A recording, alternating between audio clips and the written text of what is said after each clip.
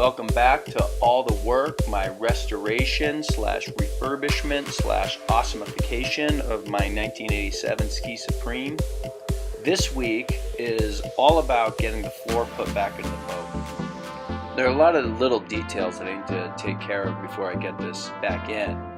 First thing I'm doing is I'm marking the stringers right down the middle. I'm using the old glue marks on the bottom, and then I snapped a line and I took a marker and made a dashed line down the tops of the stringers so that when I'm screwing in, when the floor is installed, I know that I'm hitting a good stringer. Now I'm using my orbital sander with the vacuum to sand out any of the old glue that was holding the stringers from the bottom of the floor, get that cleaned up so it'll stick down real good. You can tell that I've made a nice clean room here, plastic off the other half of the garage to do this work.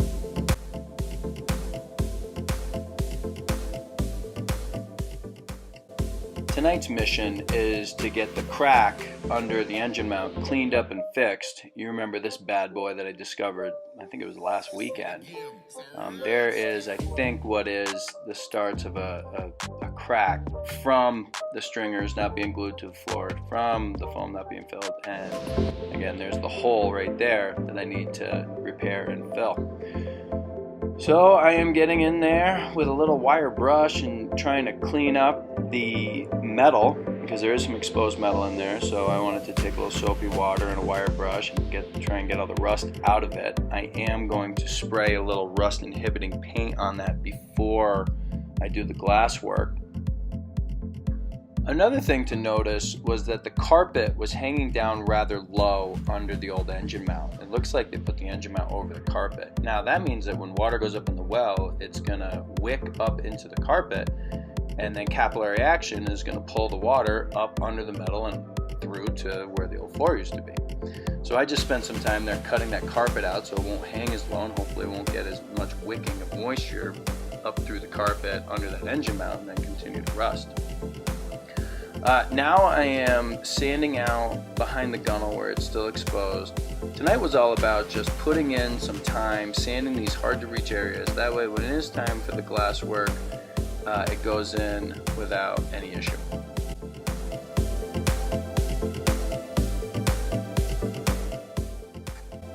Here I am prepping to repair the crack, getting my tools cleaned up, ready to go. One last little clean of everything. I'm using acetone, and actually I got some Total Boat solvent that is specific for boat work and boat repair to clean up everything, and there it is right there. I'm using it, cleaning up, making sure the outside of the hole going into the hull is clean as well. I did spray that metal with that rust inhibiting paint. It's not on camera, however, it was like just a little 2-minute thing. I crawled into the boat, little spray, done. And so when I'm cleaning here, I am actually cleaning some of that paint off of fiberglass while leaving it over the metal that's exposed. I figure that when I glass over it, that'll all seal up fine and be good to go.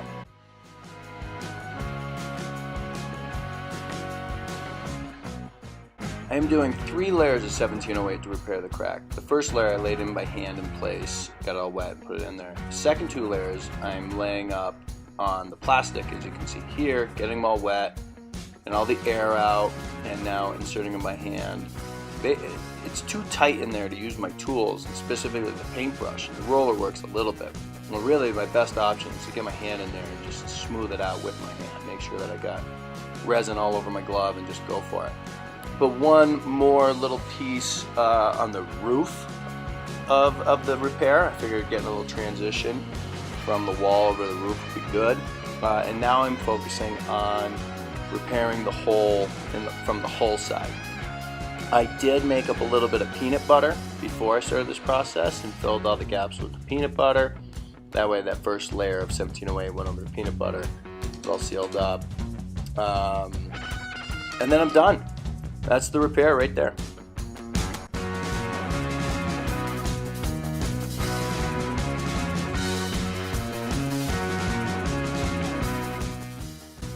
The next morning I am back in the boat. As you can see, I am not wearing my work clothes. I am getting super sick of wearing those.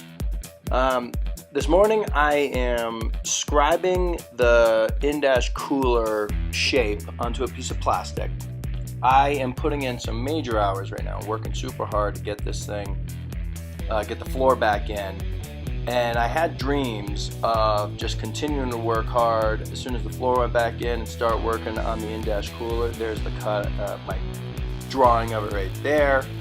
That is going to be used to make the wooden template that in turn will then be used to make the mold of the cooler. Like I said, I was trying to get that to be prepared to work on the cooler after I get the floor in, because after the floor goes in, I'm going to need to wait 3 days for the glue to set up. Now, as I record this, I can assure you I did not start working on the cooler right away. I was exhausted after the hours that I am about to put in. You'll see me put it in the next episode. And this is probably the reason right here why I needed a couple days off. I needed to get the top of this floor ground down. I'm back to using my grinder. Remember when I ground off all the glue from the stringers and it made such an awful mess? Well, that grinder is the best thing for really getting down through the gel coat to the fiberglass, which I'll need to do in order to repair the boat 1708 and then be able to smooth out the whole floor so that I can put C-deck in instead of a carpet. So all this work is really just because I want to have the C-deck floor. You can tell I'm already making a mess. I pull out the shop vac and try and attach it in front of where I'm grinding, try and keep the mess from being quite as bad, but really it doesn't do anything. And I'm relying on my respirator, relying on my coveralls. I have a little buff over my head so my hair doesn't get all dusty. It was hot. It was gross in here. I really decided about halfway through I have to finish. I'm never going to come back into this room again. I don't want to take my respirator off because I'm afraid dust will get inside of it. And so it turned into a one-shot deal. I was sweating. I had drops of sweat going into my eyes. This was a pretty terrible night. Pretty terrible round of work. You see I made it all the way around. I ground out all the edges. I also ground out all those holes. And now I have 3 little pieces of the floor from when I was doing all those test cuts way back when I started the project, and I need to grind those down as well. Yeah, I guess enjoy.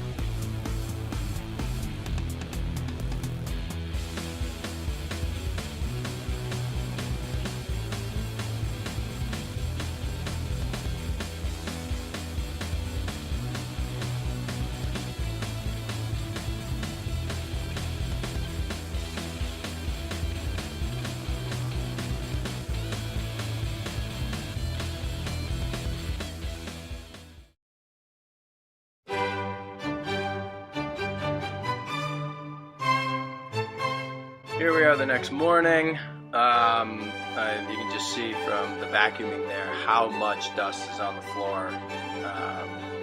Try and get the plastic out of the way. I realize this isn't the best camera angle you've ever seen, but it is what it is. I think I was up till midnight grinding on the floor, or maybe even a little bit later. Just realizing how much dust is around, I decided to just clean out the room, do a little sweeping, look at that pile. And the dust that, even though I have all that plastic out, the dust that made it up and over that plastic and behind it and just all over the entire garage and on the boat itself was just ridiculous. So I'll be dealing with this for a long time. Not my best maneuver ever, but it is what it is. That is Murphy, the cuddliest kitty ever.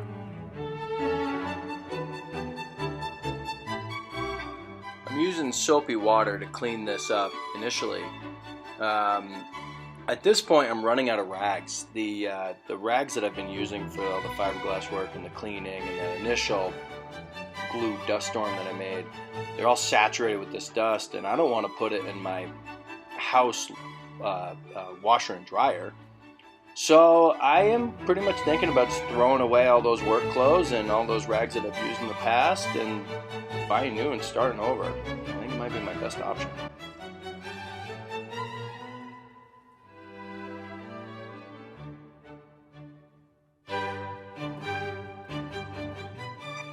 Little tidying up of the boat.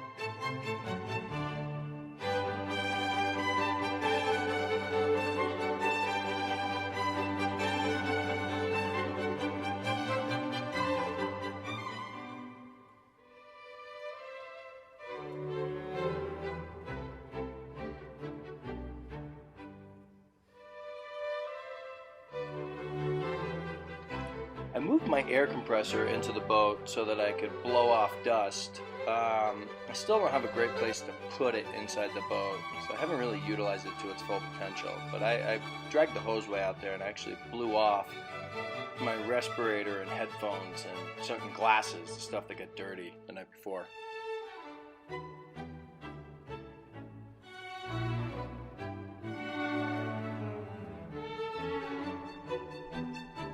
Now I am cleaning up some of the corners and some of the edges from the glasswork that I did when I sealed the stringer in.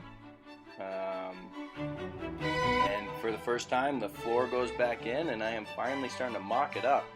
Now begins the process of putting it in, pulling it out, grinding, putting it in, pulling it out, grinding, pick it up, grind it. Want the floor to sit as flat as possible before screws go into it, because then it'll be at rest, and then when the screws do go into it and the glue's underneath it, it'll sit there nice and stable and sturdy and whole, hopefully for 30 more years.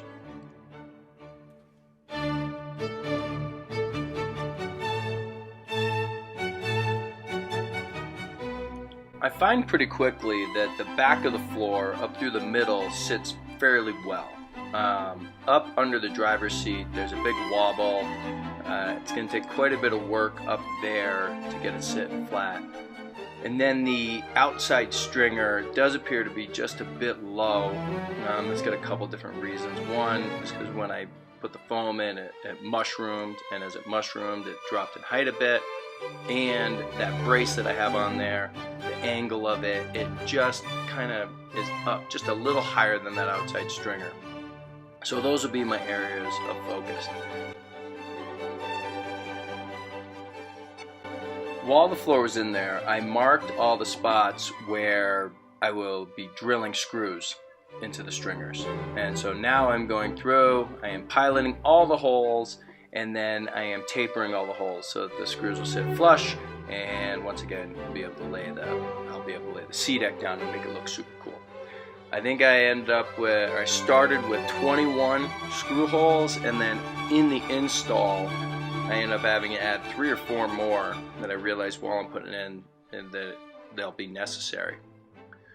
Now for my final cleanup before I install the floor, again starting with just soapy water, fresh rags, new rags, really trying to get all the dust out, get it super clean, get it super nice.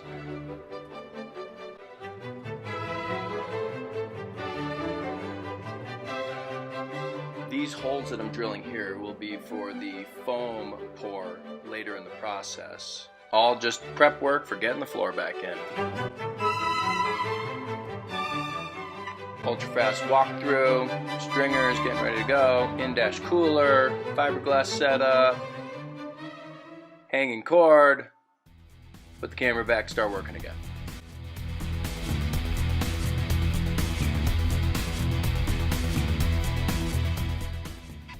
More sanding behind that little gunnel foot. I need this floor to stick in so good up here. Hand sanding's the best option because the orbital doesn't really fit up in there. Hand sanding all the way around the inside of the hull, where again I can't get the orbital sander. And then this behind this big panel in the back, this was probably the toughest sanding job.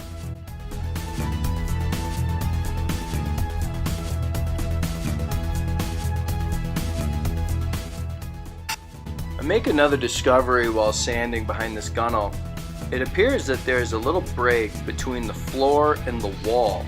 Now, I used to get this rush of water up through my feet on the driver's side after I would tow a skier for a while, so the boat would stand up and towing the skier. And I'm thinking that water was pooling under the floor and then coming up through that crack that you can just see right there. You can see the crack come through that crack, and then when I would stop, it would rush forward towards my feet. So, still finding more issues. I hope this is the last one.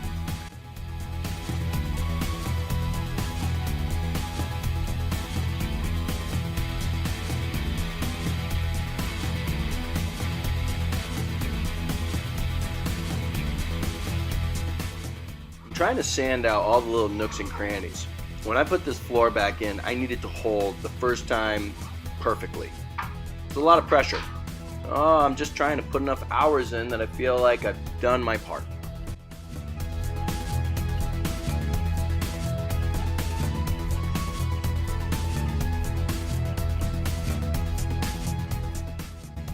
Now I'm washing the stringers again. The number of times that I have washed just to go back to sanding is getting ridiculous. But once again, I don't know what I'm doing. I'm just trying to do as many little things as possible to make this thing work good. There's a little tiny piece of metal showing where I made one of the cuts, so I'm just trying to tape that out so I can hit it with the spray can. There it is, hit, boom, just that simple. I put the rust inhibiting spray on that little piece of metal. Same night, other side of the garage, finished cleaning the floor.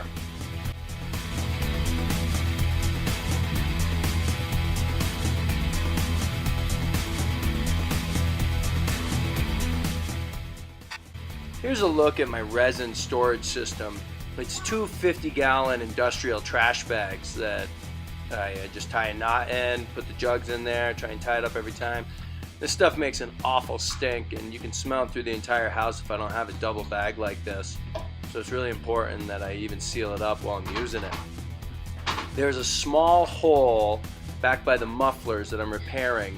This was the hole that I originally thought was the cause of all the issues, because the repair job did not seem to be very good.